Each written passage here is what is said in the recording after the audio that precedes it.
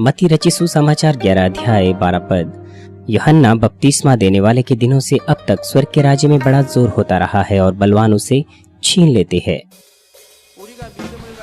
क्या कारण है कि हम विश्वास करते हैं और एक मसीह जीवन जीते हैं? वह उद्धार प्राप्त करने के लिए है और स्वर्ग राज्य में प्रवेश करने के लिए है।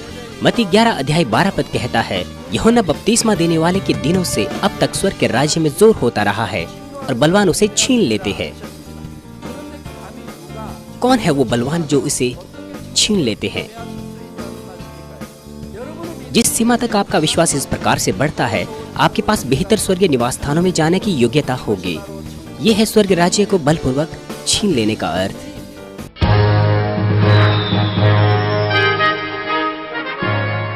मसीह में प्यारे भाइयों और बहनों और टेलीविजन देख रहे श्रोताओं, क्या कारण है कि हम विश्वास करते हैं और एक मसीह जीवन जीते हैं? वो उद्धार प्राप्त करने के लिए है और स्वर्ग राज्य में प्रवेश करने के लिए है। और क्या कारण है कि हम विश्वास का परिमाण सीख रहे हैं? वह महान विश्वास को प्राप्त करने के लिए है और बेहतर स्वर्गीय निवास स्थानों में प्रवेश करने के लिए है। लेकिन आज का पाठ मत्ती 11 अध्याय 12 पद कहता है, यूहन्ना बपतिस्मा देने वाले के दिनों से अब तक स्वर्ग के राज्य पर जोर होता रहा है और बलवान उसे छीन लेते हैं। स्वर्ग परमेश्वर का राज्य है जो ज्योति से संबंध रखता है। दुष्ट शत्रु और शैतान वहां पर जाने की हिम्मत नहीं कर सकते। तो फिर कौन है वो जो वहां पर बलपूर्वक उसे छीनने की कोशिश कर रहा है? मैं बड़ा उत्सुक था इस आयत का अर्थ जानने के लिए कि क्यों हमें स्वर्ग के राज्य को बलपूर्वक छीनना है। लेकिन इस कलीसिया की शुरुआत के बाद जब मैं प्रार्थना कर रहा था, प्रकाशन प्राप्त कर रहा था परमेश्वर से, मैंने उन चीजों को लिखा हुआ था जिन्हें मैं जानना चाहता था और मैंने उनके विषय में प्रार्थनाएं की। तब मैंने उन बातों के बारे में उत्तर प्राप्त किया और मैं समझ पाया कि इसका अर्थ यह नहीं कि कोई ऐसा है जो परमेश्वर के विरोध में खड़ा है या फिर वहां कोई युद्ध चल रहा है स्वर्ग के राज्य में, परंतु यह हमें उस प्रक्रिया के बारे में बताता है जिसमें परमेश्वर की संतान विश्वास से स्वर्ग में प्रवेश करते हैं और विश्वास के पूरे परिमाण तक पहुंचते हैं।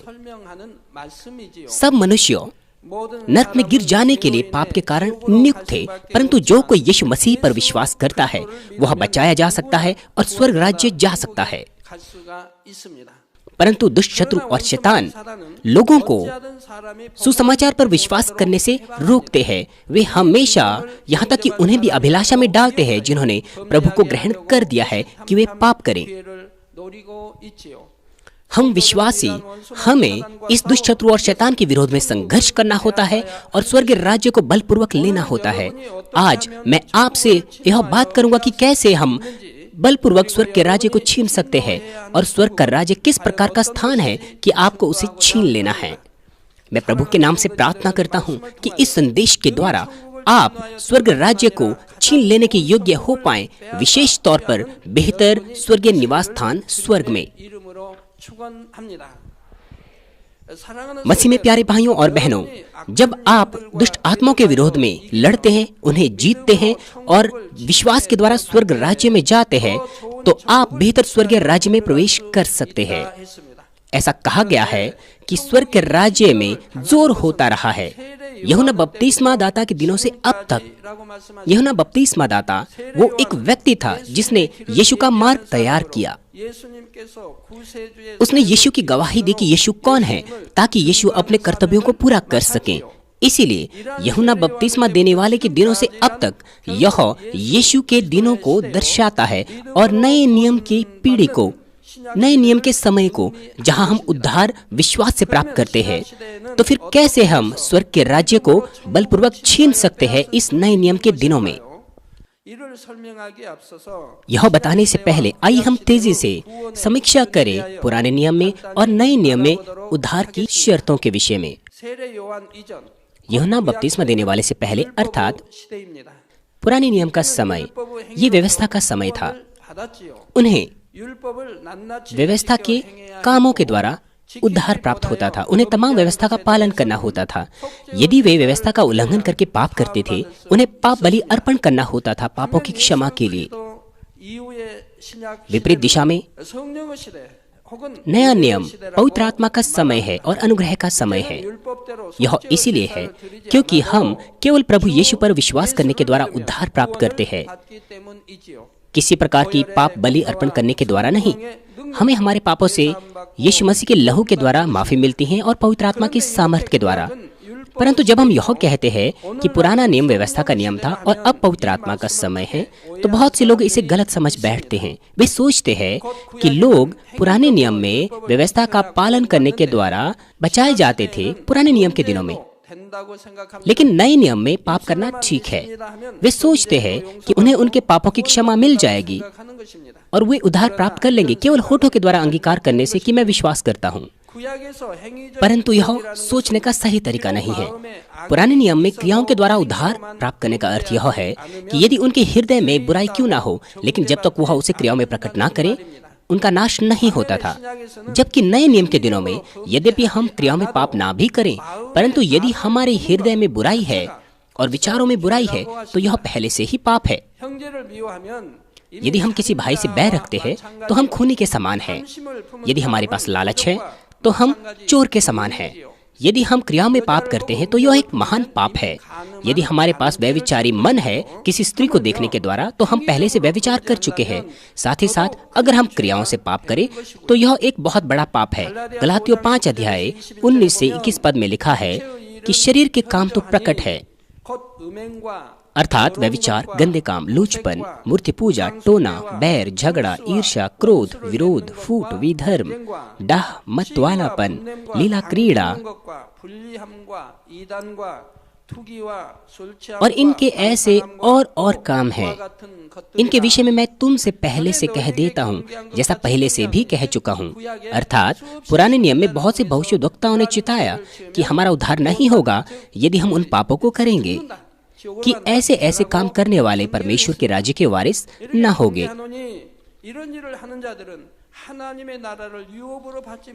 यदि आप स्वर्ग नहीं जाएंगे, अर्थात आप नरक जाएंगे। वे जो शरीर के काम करते हैं, अर्थात वो जो क्रियाओं में पाप करते हैं, वे स्वर्ग के राज्य के वारिस नहीं होंगे।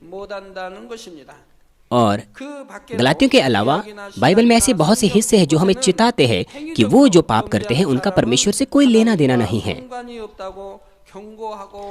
हमारे लिए परमेश्वर की इच्छा जो आज जीवित है वो ये है कि हमें ना केवल अपनी क्रियाओं के पापों को दूर करना है, वरन अपने हृदय से बुराई को भी दूर करना है।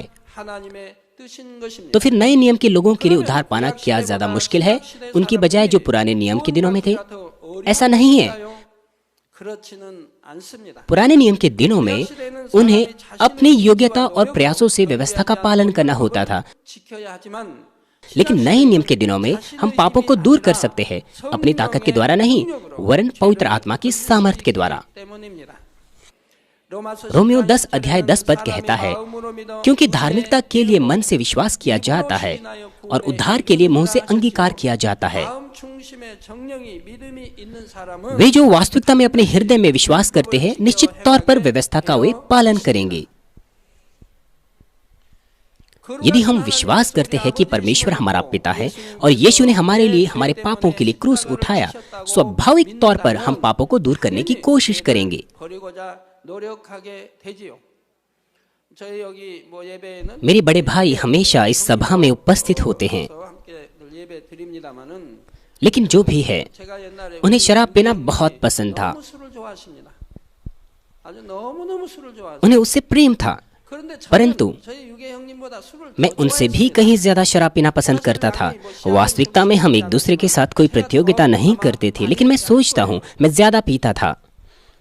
लेकिन चंगा होने के बाद और प्रभु को ग्रहण करने के बाद जल्दी ही एक जागृति सभा में जब मुझे पता चला कि शराब पीना पाप है, तो मैंने शराब पीना और धूम्रपान करना उन जागृति सभाओं के दौरान छोड़ दिया।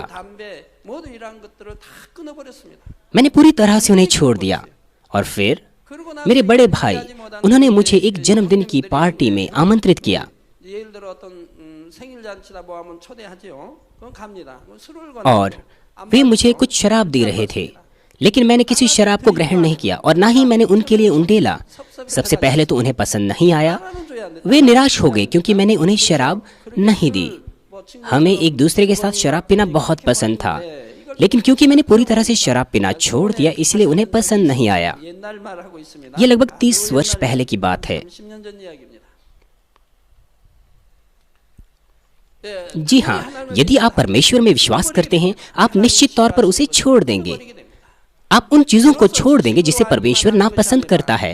आपको व्यवस्था को केवल सुनना और ज्ञान के तौर पर नहीं रखना चाहिए। आपको अवश्य ही क्रूस में पाए जाने वाले प्रेम को विश्वास करना चाहिए और व्यवस्था का अभ्यास करना चाहिए धर्मी जन बनने के लिए जो परमेश्वर को प्रसन्न करते हैं। तो फिर वो जो बुराई करते थे वे भले बनेंगे और जो चोरी करते थे या चुराते थे वे ईमानदार बन जाएंगे। परमेश्वर पर विश्वास करने से पहले मैं बहुत सालों तक बीमार था और मेरी पत्नी मानमिन प्रेयर सेंटर प्रेसिडेंट वो अपने भाई बहनों से उधार लिया करती थी। उन्होंने हमेशा से उधार लिया क्योंकि मैं बीमार था। परंतु हमने परमेश्वर को ग्रहण करने के बाद हमने कभी भी किसी से कोई उधार नहीं लिया, किसी भाई बहनों से नहीं लिया। हमारे ऊपर बहुत सा कर्ज था, लेकिन हमने कभी भी उनसे कभी नहीं कहा कि वो हमें पैसा उधार दें। यदि आप परमेश्वर में विश्वास करते हैं तो हम इस प्रकार से बदल जाने चाहिए। वे जिन्हें गुस्सा आया करता था वे दीन और धीरजवंत बन जाएंगे। यह न केवल अपने आप को शिक्षा या संस्कारों से पापों को ना करने से दूर रखने का स्तर है, परंतु यह हृदय से ही पापमय स्वभाव को दूर करना है और धर्मी बनना है। मनुष्य अपने आप को अपनी योग्यता से नहीं बदल सकता। यह केवल यीशु मसीह के बहुमूल्य लहू के द्वारा और पवित्र आत्मा के सामर्थ्य के द्वारा संभव है जो हमारी मदद करते हैं। उदाहरण के लिए संसारिक लोग उन्हें बहुत मुश्किल लगता है धूम्रपान छोड़ना। वे अपना मन बार बार बनाते हैं कि वे धूम्रपान को छोड़ देंगे, लेकिन फिर से शुरू कर देते हैं। लेकिन जब आप हमारे सदस्यों की गवाही सुनते हैं, यहाँ तक कि वे जिन्हें लत लगी हुई थी धूम्रपान और शराब की, वे शराब को और सिगरेट को छोड़ पाए जब उन्होंने पवित्र आत्मा के कार्य को ग्रहण किया। प्रभु को ग्रहण करने के बाद वे कहते हैं कि वे बड़ी आसानी से छोड़ पाए, क्योंकि परमेश्वर पर विश्वास करने से पहले मैं बीमार था, क्योंकि ऐसा कहा जाता था कि यह स्वस्थ के लिए बहुत बुरा है। इसलिए मैंने धूम्रपान छोड़ने की कोशिश की। मैं सिगरेट को फेंक देता था कूड़ेदान में। मैं अपना मन बनाता था कि फिर से नहीं पीऊंगा। मैं अपनी पत्नी को कहता था कि मैं फिर से सिगरेट नहीं पीऊंगा। मैं उन्हें बाहर फेंक देता था कूड़ेदान में। लेकिन यह मुश्किल होता था अपने आप को केवल एक दिन भी बचाए रखना। 2 दिन के लिए तो बहुत ही मुश्किल होता था, और अंत में तीसरे दिन मैं उस कूड़ेदान में ढूंढता था। क्योंकि मैं इतना अमीर नहीं था कि नई सिगरेट फिर से खरीदूं, इसीलिए मैं कूड़ेदान को फिर से ढूंढता था और केवल एक बार फिर से उसे इस्तेमाल करता था। मैं सिगरेट के टुकड़े को न्यूज़पेपर या किसी टिश्यू पेपर से या टॉयलेट पेपर से लपेट लेता था और उसे पीता था। केवल एक बार। लेकिन उसका अंत वही नहीं होता था। एक बार जब मैं पीता था तो मैं लगातार ही पीता जाता था। इसलिए ऐसा केवल 3 दिन तक चलता था। परंतु परमेश्वर को ग्रहण करने के बाद, यह जानने के बाद कि यह पाप है, और पाप के बजाय जब मुझे पता चला कि परमेश्वर को यह पसंद नहीं है, मैंने तुरंत अपना मन बनाया और छोड़ दिया। फिर मैं उसे देखना भी नहीं चाहता था। जब हम विश्वास से प्रभु को ग्रहण करते हैं, पापों को दूर करने की कोशिश करते हैं, पवित्र आत्मा के सामर्थ्य हमारे ऊपर आते हैं, ताकि हम न केवल क्रियाओं के पापों को दूर कर पाएं, वरन अपने हृदय ही से पापमय स्वभाव को दूर कर पाएं। इसलिए हमारा हृदय प्रभु के समान शुद्ध और साफ हो जाएगा, क्योंकि हम परमेश्वर से मदद प्राप्त कर सकते हैं।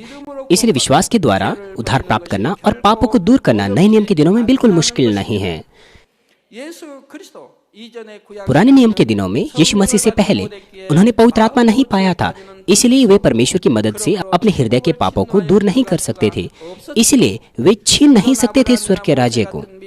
हालांकि मूसा और अब्राहम जैसे लोग प्रभु में विश्वास के द्वारा जो आने वाला था, वे बेहतर स्वर्गीय निवास स्थानों में जा पाए, लेकिन ऐसे भले हृदय के लोगों को ढूंढना बहुत ही कम था। इसीलिए हम ज्यादा आशीषित हैं कि हम नए नियम के समय के दिनों में जी रहे हैं, क्योंकि हम अपने हृदय को पवित्र आत्मा के द्वारा पापों को दूर कर सकते हैं और बेहतर स्वर्गीय निवास स्थानों में जा सकते हैं, हमारे विश्वास के परिमाण के अनुसार। भाई और बहनों, लगभग 2000 वर्ष पहले जब यीशु आया तो अनुग्रह का समय शुरू हो गया, जिसमें लोग विश्वास के द्वारा उद्धार प्राप्त करते हैं। परंतु बलपूर्वक स्वर्ग के राज्य को लेना केवल नरक की सजा से छूटकर स्वर्ग के राज्य में जाना नहीं है। स्वर्ग का राज्य अलग अलग स्तरों में बंटा हुआ है और वहां पर ऐसे स्थान हैं जो तुलनात्मक तौर पर दूसरे स्थानों से बेहतर है। इसका अर्थ यह है कि हम बेहतर स्वर्गीय निवास स्थानों को छीन रहे हैं और उत्कंठा रख रहे हैं। हालांकि स्वर्ग का सबसे निचला स्थान वो बहुत ही खुशनुमा और इतना सुंदर होगा जो आपकी कल्पनाओं से परे है। वहाँ कोई पाप, कोई दुख, दर्द और मृत्यु नहीं है। यह कभी नहीं बदलता, ना नाश होता है और यह केवल प्रेम, शांति और आनंद से भरा हुआ है। आपके कुछ ऐसे माता पिता हैं जो अपनी मृत्यु से केवल कुछ क्षणों पहले स्वर्ग राज्य में यात्रा करते हैं और वापस आने के बाद वे अपने बच्चों को कहते हैं या दूसरे परिवार के सदस्यों को कि उन्हें एक अच्छा मसीह जीवन जीना चाहिए। बहुत से मामलों में वे या तो स्वर्गलोक या पहले स्वर्ग के राज्य को देखते हैं। वे लंबे हरे हरे बागों को जो अनंतता फैले हुए हैं और बहुत से फूलों के बागों को देखते हैं। उसकी महक बहुत अच्छी होती है। लोग एक दूसरे से बहुत ही दोस्ताना व्यवहार कर रहे होते हैं। वे इन चीज़ों को अपने परिवार के लोगों से कहते हैं और फिर वे तमाम परिवार के सदस्यों से विनती करते हैं कि एक अच्छा मसीह जीवन जीना, और फिर जल्दी ही मर जाते हैं।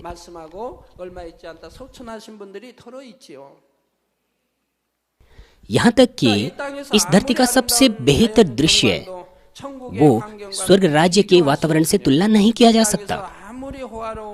यहाँ तक कि सबसे चमकदार महल इस धरती का, उसकी तुलना स्वर्ग के घरों से नहीं की जा सकती। वे जो पहाड़ कुमकांग में जा चुके हैं वो कितना अच्छा है, लेकिन इसकी तुलना भी स्वर्गलोक से नहीं की जा सकती, जो स्वर्ग राज्य में सबसे निचला निवास स्थान है। यहाँ तक कि सबसे सुंदर स्थान इस धरती पर, उसकी तुलना स्वर्गलोक से नहीं की जा सकती। सबसे पहले आपको जो याद रखना है वो यह है कि स्वर्ग का राज्य किसी आकाश में नहीं है जो हमारी आंखों से दिखता हो। बहुत से लोग इसे गलत समझ बैठते हैं। वे सोचते हैं कि स्वर्ग का राज्य कहीं दूर आकाश में होगा, हो सकता है इस ब्रह्मांड के बाद होगा। यदि कोई मनुष्य स्पेसक्राफ्ट लेकर ऊपर चलता जाए तो किसी समय बिंदु पर क्या वो स्वर्ग के राज्य को देख पाएगा?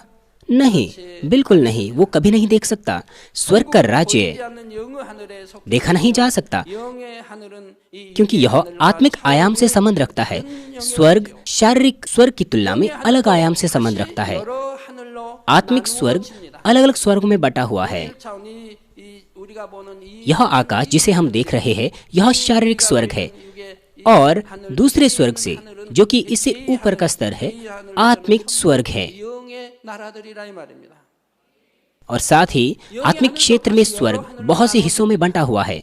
नहमीया 9:6 में लिखा है, तू ही अकेला यहोवा है, स्वर्ग वरन सबसे ऊंचे स्वर्ग और उसके सब गण और पृथ्वी और जो कुछ उसमें है, समुद्र और जो कुछ उसमें है, सबों को तू ही ने बनाया और सबों की रक्षा तू ही करता है और स्वर्ग की समस्त सेना तुझी को दंडवत करती है।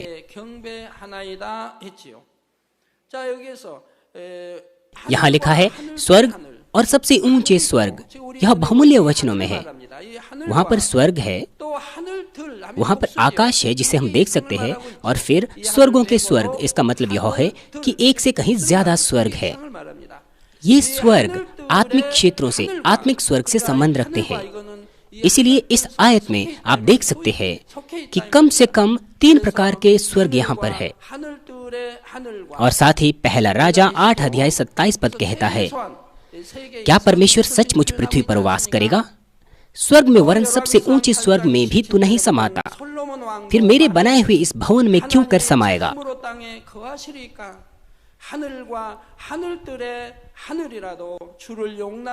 बाइबल में बहुत से हिस्सों में बताया गया है कि स्वर्ग ना केवल एक स्वर्ग नहीं है। स्वर्गों में स्वर्गों के स्वर्ग हम नए नियम में भी इसे देख सकते हैं। खास तौर पर 2 कुरिन्थियों 12:2 कहता है, उसमें प्रेरित पौलुस की आत्मा तीसरे स्वर्ग तक उठा ली गई। अगर तीसरा स्वर्ग है तो अवश्य ही पहला और दूसरा स्वर्ग भी होना चाहिए, और फिर तीसरे स्वर्ग से ऊपर स्वर्ग या स्वर्ग बहुत से स्वर्ग हो सकते हैं। और अगर वह तीसरे स्वर्ग तक गया तो अवश्य ही पहला और दूसरा स्वर्ग भी है। मैंने इन स्वर्गों के बारे में उत्पत्ति के संदेशों में विस्तार पूर्वक आपको बता दिया है। आत्मिक क्षेत्र में बहुत से स्वर्गों में से तीसरा स्वर्ग जो प्रेरित पौलुस ने देखा वो स्वर्ग है जहाँ पर स्वर्ग के राज्य है। दूसरा कुरिन्थियों 12 अध्याय 4 पद कहता है कि वह प्रेरित पौलुस स्वर्ग लोक पर उठा लिया गया और ऐसी बातें सुनी जो कहने की नहीं और जिनका मुंह में लाना मनुष्यों को उचित नहीं, क्योंकि इससे आजमाइशें आ सकती थी, इसलिए उसने उसके विषय में बात नहीं की। लेकिन क्योंकि अब ये अंत का समय है, इसलिए परमेश्वर इन बातों को मुझे बता रहा है और उसने मुझे किताबों को प्रकाशन करने दिया है ताकि अधिक से अधिक लोग अंत के समय में बचाए जा सकें। वो स्थान जो प्रेरित पौलुस ने देखा तीसरे स्वर्ग में, वो स्वर्ग लोक था। तो फिर स्वर्गलोक किस प्रकार का स्थान है? लूका 23 अध्याय 43 पद में लिखा है, यीशु ने एक अपराधी से कहा, उसने उससे कहा, मैं तुझसे सच कहता हूँ कि आज तू मेरे साथ स्वर्गलोक में होगा।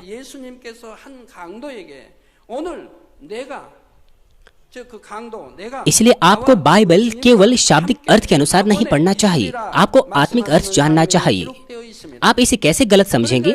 यदि आप केवल इसे शाब्दिक अर्थ के अनुसार पढ़ेंगे तो आप ऐसा सोचेंगे कि यह अपराधी और हमारे प्रभु स्वर्गलोक एक ही दिन गए। लेकिन क्या बाइबल ऐसा कहती है कि हमारा प्रभु स्वर्गलोक गया? वो कैद में आत्माओं को प्रचार करने गए ऊपरी कब्र में और तीसरे दिन वह फिर से जी उठा। यह अपराधी यह उसी समय उसी स्थान पर यीशु के साथ क्रूस पर चढ़ाया गया था। क्रूस पर मरने से थोड़े समय पहले उसने प्रभु को ग्रहण किया। अंतिम क्षणों में वह एक अपराधी था, लेकिन तो भी वह एक अच्छा अपराधी था, इसलिए वह प्रभु को ग्रहण कर पाया। उसके पास मुश्किल से उद्धार प्राप्त करने का विश्वास था, क्योंकि वह उसी वक्त मर गया, इसीलिए वह वचनानुसार जीवन नहीं बिता सका और साथ ही वह परमेश्वर के राज्य के लिए कार्य नहीं कर पाया, इसीलिए उसके पास कोई प्रतिफल नहीं थे। इसलिए स्वर्ग लोक उनके लिए स्थान है जिन्होंने केवल प्रभु को ग्रहण किया है और केवल इतना विश्वास पाया है इस अपराधी के समान जिनका उद्धार हो सके। जब मैं आपको विस्तार पूर्वक बताऊंगा, यह उनके लिए स्थान है जो पहले विश्वास के स्तर पर है। यह स्वर्ग के राज्य का सबसे निचला स्तर है। हालांकि मैं ये नहीं कह रहा कि वहाँ पर बहुत से स्वर्ग के राज्य हैं, लेकिन स्वर्ग के राज्य में वहाँ पर स्वर्ग लोक पहला स्वर्ग का राज्य, दूसरा स्वर्ग का राज्य और इस तरह से है। यीशु ने कहा कि तू मेरे साथ स्वर्ग लोक में होगा, लेकिन इसका अर्थ यह नहीं कि यीशु का निवास स्थान स्वर्ग लोक में है। यीशु न केवल स्वर्ग लोक का वरन पूरे स्वर्गीय राज्य का स्वामी है। इसलिए यह वक्तव्य का अर्थ यह है कि वह अपराधी स्वर्ग लोक जाएगा जहां पर वह स्वर्ग के राज्य में होगा प्रभु के साथ।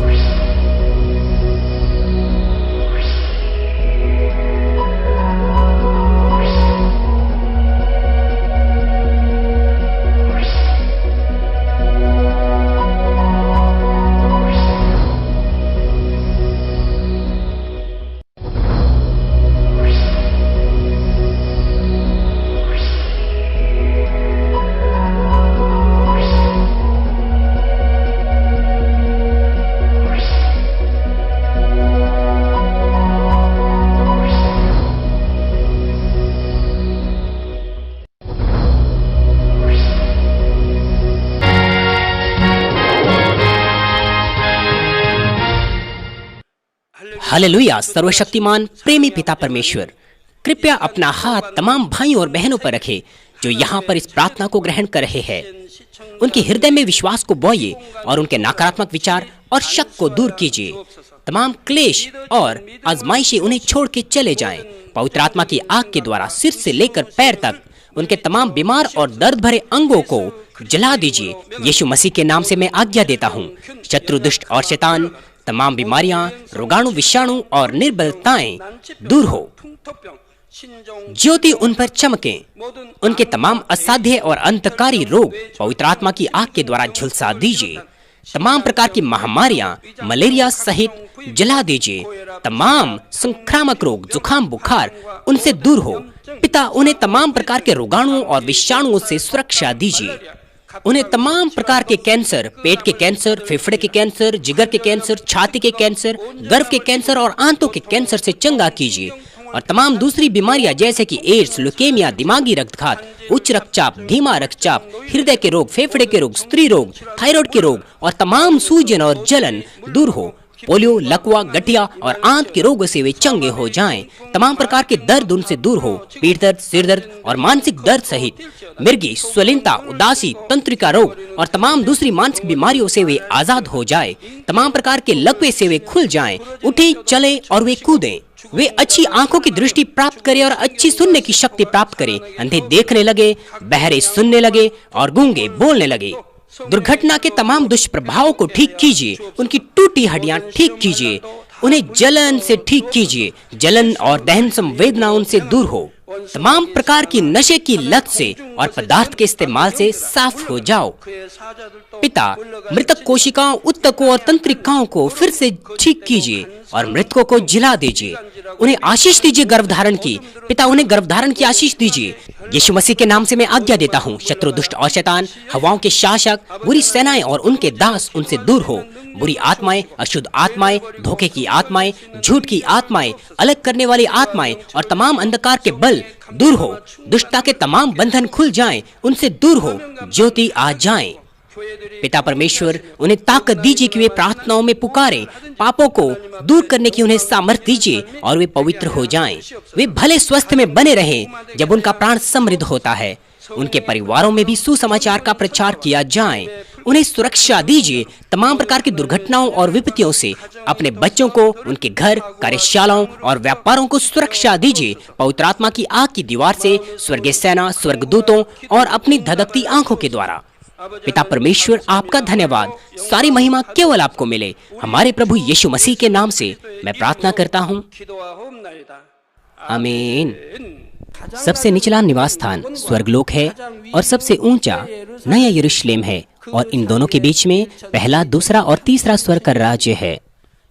आपका विश्वास का परिमाण निर्धारित करेगा कि कौन से निवास स्थानों में आप प्रवेश करेंगे।